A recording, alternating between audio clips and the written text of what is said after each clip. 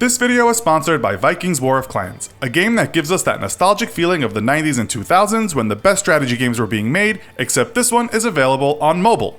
If you've never played Vikings before, now is the perfect time to start. The new game version is simply awesome, and if you are busy like us, this is the perfect game to play during a 5-minute break at work. All of us at the Infographics Show are obsessed with it, and if you play it for just 5 minutes, you'll see why over 10 million players are addicted. Support our channel by downloading Vikings using the links below, and get your initial protection shield for free, as well as our special bonus of 200 gold for a fast and successful start. Now, let's get to the main part of our video. Backed by popular demand is another military comparison. This time we are featuring two fairly new countries, nations that at one point in time were colonies of the United Kingdom. The USA gained its independence on July 4th, 1776, Australia gained its independence on January 1st, 1901, when the Brits passed legislation to give the 6 Australian colonies the right to govern themselves under the Commonwealth of Australia. Unlike the USA, the country sometimes called Down Under has not vied for world dominance, although it has enjoyed a fairly good standard of living and economic prosperity.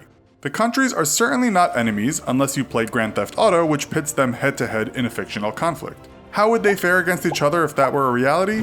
That's what we're going to find out today in this episode of the Infographics Show, Australia versus the United States. Don't forget to subscribe and click the bell button so that you can be part of our notification squad. Let's start with Australia. At around 2,969,907 square miles, the country is the 6th largest in the world. Much of it is uninhabited, as many of Australia's population live close to the coast on different sides of the country. If you look at population density maps, you will see just how much of Australia's 24,659,200 people are huddled into small chunks of the country.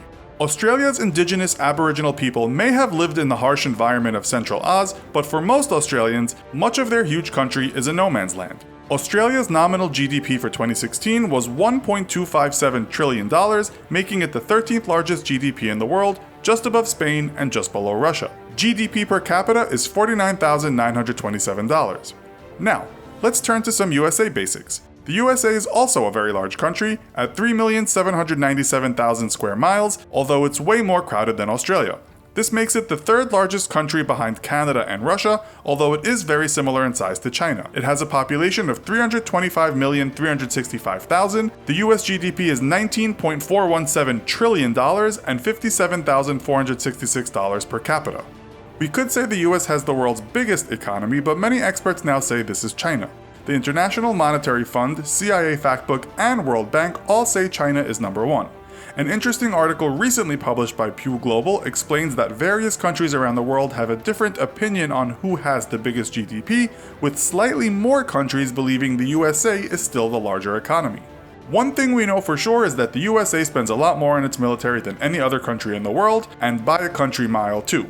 Its military is regarded as the strongest in the world, and it probably should be, with a $611 billion defense budget, which is about 3.3% of the GDP. That was for 2016, and sometimes the figure is stated as slightly less. For 2017, Donald Trump's budget for defense is around $587 billion, which is by far the biggest chunk of the USA's discretionary budget. More than a third of that goes to operations and maintenance, with just less than a quarter on military personnel. The most expensive program at the moment are those rather pricey F-35 Joint Strike Fighters. The budget for those alone was $11.6 billion in 2016 and will be $10.5 billion in 2017. To put that into perspective, the Environmental Protection Agency is allocated just $7.65 billion for 2017. Australia doesn't spend much by comparison, but is still 12th on the list of the biggest defense spenders in the world. Some sources put Brazil ahead and some behind. For 2017, it will spend $24.1 billion US.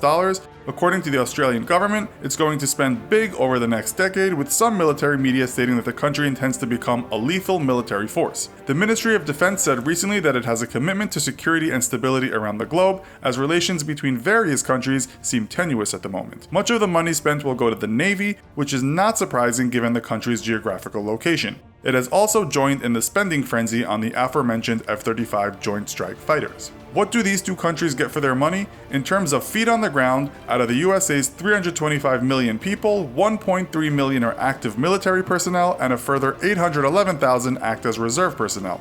This is much larger than Australia's 61,000 active personnel and 21,000 reserves.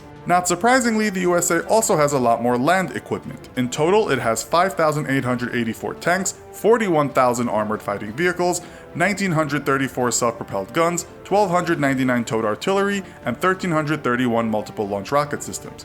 Only China and easily Russia outgun the USA when it comes to tank strength. This also includes some of the most fierce land equipment ever, consisting of the mighty M1 Abrams tank, the world's best according to some pundits, the M109A6 Paladin self-propelled gun, and the tried-and-tested TOW anti-tank missile. Australia has just 59 tanks, 2,040 armored fighting vehicles, 0 self-propelled artillery, 75 towed artillery, and 0 multiple launch rocket systems. It does have some good tanks though, which in the past were the highly rated Leopard 1s, but they have been replaced with M1 Abrams, just in much smaller quality than that of the USA. Where the United States exceeds every country on the planet is with its Air Force. As you know, the US is not shy on spending big here, and it is almost spoiled for choice. It has around 13,444 aircrafts in total, many of which are the best ever made. This includes scores of F-22A Raptors, F-16 Fighting Falcons, F-15E Strike Eagles, and the expensive F-35A Lightning II. The US also has a large fleet of the McDonnell Douglas CF-18 Hornets, some of which have been converted to FA-18E Super Hornets. We already know Australia has spent on the F-35, but a rather startling piece of news emerged in September, and that was that its 2 brand new F-35s have a major problem. They don't work, according to Australian media. The USA has also had its fair share of problems trying to get these things combat ready. Australian news reported that the planes will likely require many millions being sunk into reconstruction and upgrade before they are fully capable of fighting on the front line.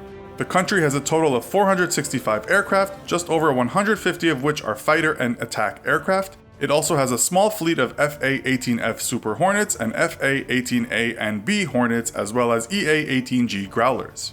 As for the Navy, global firepower puts the USA as the 3rd strongest behind China and North Korea. This is only in size though. It puts Australia down in 54th place. In total, the USA has 415 ships and Australia has 47 ships.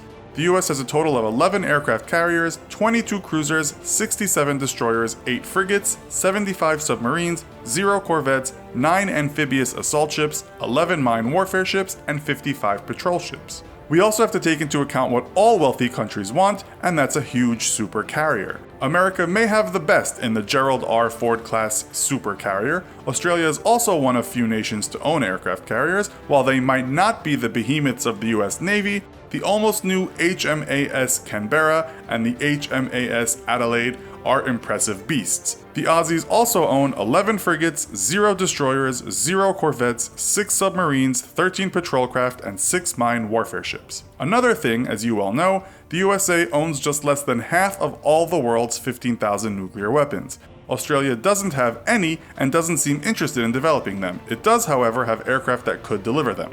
In conclusion, these two countries have been strong allies for a very long time. If anything did happen to break that bond, America is far too powerful for Australia. The only chance Australia would have is that harsh environment its people are used to living in. Maybe all those dangerous creatures that inhabit the country would get on side. So, what do you think of this theoretical matchup? Does Australia possibly stand a chance? Let us know in the comments. Also, be sure to check out our other video called North Korea versus South Korea. Thanks for watching, and as always, don't forget to like, share, and subscribe. See you next time!